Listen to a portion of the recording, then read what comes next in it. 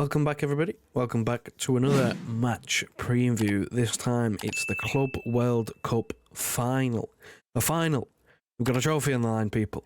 Before I get into the talking points, if you would, please like the video. Helps us out, helps us get in the algorithm, helps people find the channel, and subscribe if you're new, trying to grow the community, trying to reach 7k as quickly as possible. Without further delay, let's get into business. This is a trophy, this is a final, like I just said. So, in my eyes, there's no reason why the players shouldn't be motivated to win this. Especially considering most of them have never won this before. I mean, this would be a first in the club's history, a first for many of the players here, hopefully first of many, because obviously with the way that you have to qualify for this, I know it's changing, but you know, it's a bit of a special competition really. You get to say you're champions of the world, which is something that you don't normally get to say. You get a nice little gold badge on the shirt as well. So I'd really like to win this one. Now, of course, I'm going to start with our opponents. I mean, in the last time out, the semi-final match just played, I didn't know a lot about our opposition. In fact, I didn't know anything about our opposition. I couldn't even name players. But this time I know a little bit. I still don't know much. There's probably a few people out there. There's probably many people out there, actually, who know more than me, who are more informed than I am. But all I know is that they are no mugs. I mean, there was that ludicrous Telegraph article comparing this Fluminense side to Soccer Aid, which I find ridiculous, disgraceful even. I think that they are here on merit. They are the champions of South America. You know, they're no mugs. They're here for a reason. They've qualified for this tournament. They are to be taken seriously. They've won matches to get to the final. You know, I don't see the comparison to Soccer Aid, as they called it. I think that's quite rightly a disgrace. I mean, they've got a multi-time Champions League winner in Marcelo. Yes, he may be in the twilight of his career and he may be past it, but everybody knows who Marcelo is. So it's a lot of nonsense. And of course they have, you know, the only other player in there that I've heard of is Andre, who Liverpool were linked to in the summer. So he's obviously got a little bit about him. And again, like I said, they're no mugs. They are to be taken seriously. If they are at this stage in the competition, if they qualified, they're here on merit. They're here because they deserved it. They're here because they won something, which a lot of sides can't say they've won anything in recent times. So I'm taking this seriously, and I think we will as well.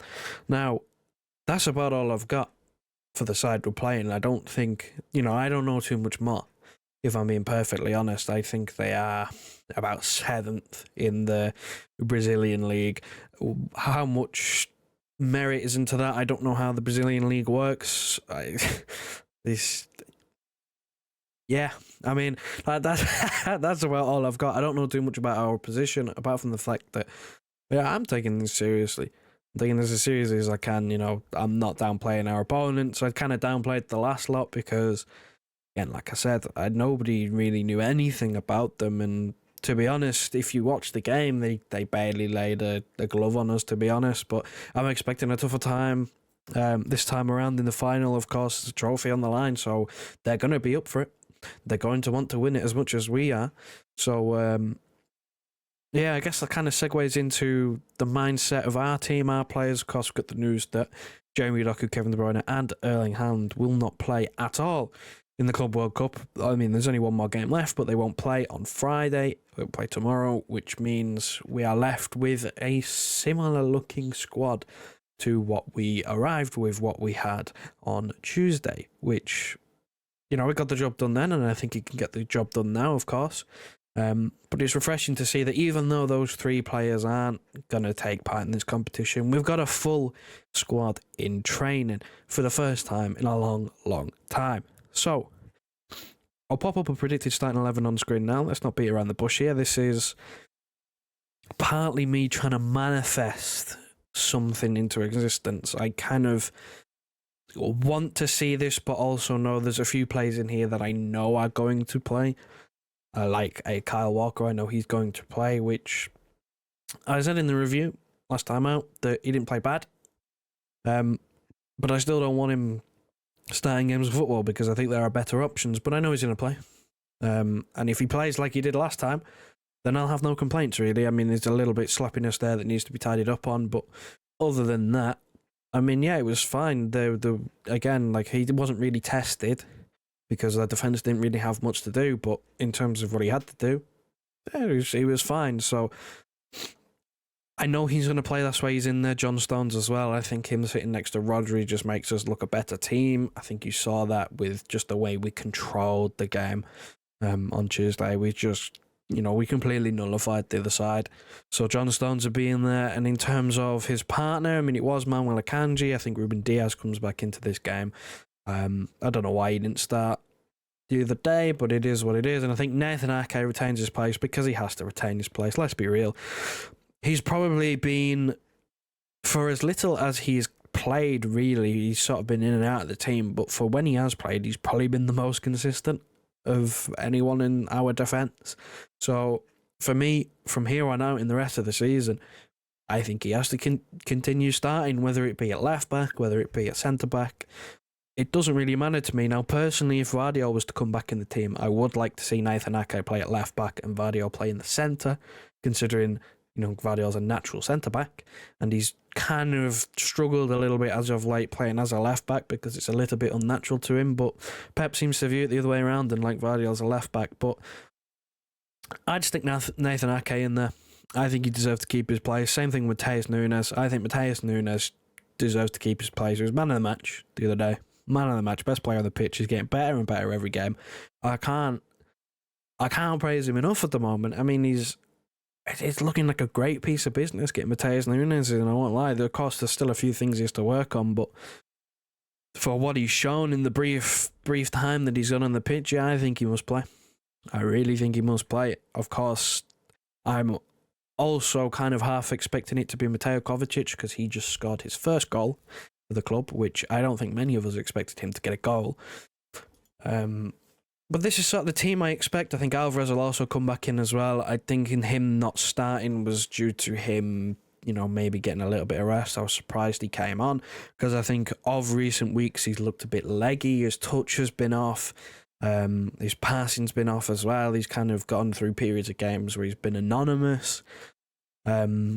So I think the break would have done him good. Again, I'm puzzled as to why he came on, but it is what it is. Hopefully, it's a bit of a... Maybe it's just a kick up the arse. Maybe it's just, Pep saying to him, I'm not afraid to go without a striker. I'm not afraid to go to a false nine if you're not going to produce.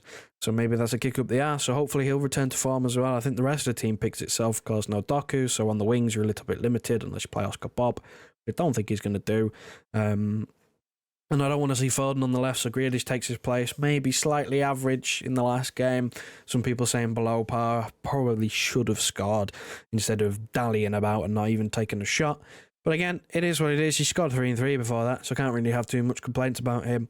And I think the team is self-explanatory. This is what I want to see. Again, this is kind of what I want to see. Because in an ideal world, I'd still make changes. I wouldn't have Kyle Walker playing.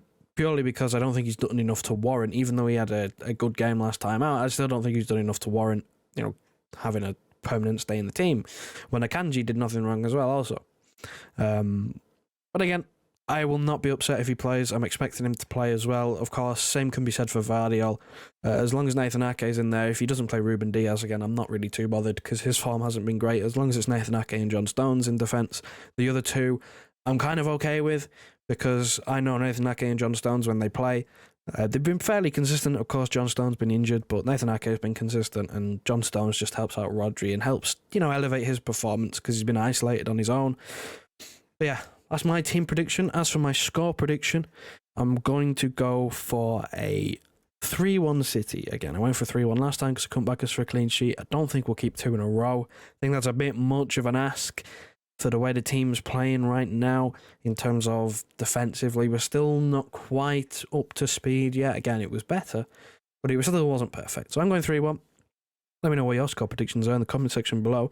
Let me know if you know anything about our opposition, Fluminense. I do not know any more than what I told you at the start of the video. So if you got any more information for me, I'll be happy to read through it. If you want to call yourself an expert. Yeah, no disrespect to them. I just don't know too much outside of European football. But again, like I said, they're expecting a difficult game because there's a trophy on the line. And who doesn't want to win a trophy? If you like the video on your way out, please help us out massively, help people find the channel, and if you are new around here, please do subscribe. We're trying to reach 7k as quickly as possible, and I'll see you on Saturday morning, where hopefully we've got a nice new gold badge in the middle of our shirt.